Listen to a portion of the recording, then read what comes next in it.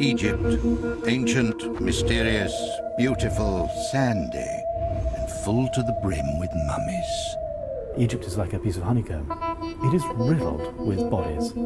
So many mummies were discovered in the 19th century that, in fact, we used them for fuel for steamships and trains. Because, of course, natron is very, very heavily saturated with bitumen, and, of course, it's great fuel.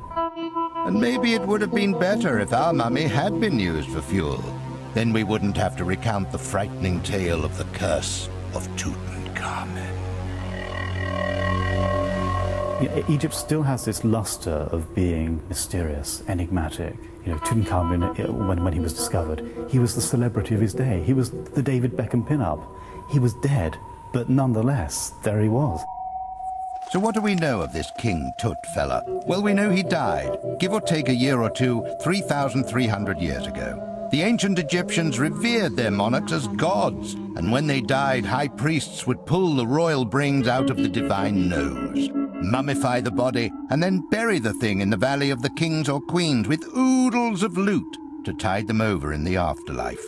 And as a final precaution against thieves, the priest would lay a curse on the tomb. Sadly, ancient curses have never been much of a crime deterrent, and over the centuries many pharaohs have had their tombs pillaged, though we don't know what became of the accursed robbers.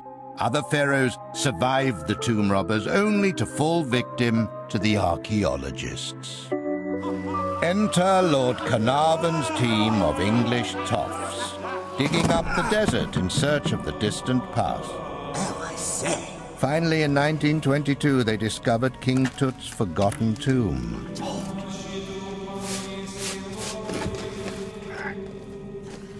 Not long after, Carnarvon died, spookily, of a supposed mosquito bite. Swine! And at the very same moment in England, his trusty dog Susie also passed mysteriously away. Soon, other members of his team started to kick the bucket. His half-brother went mad and shot himself. They were all dropping like flies. Or were they?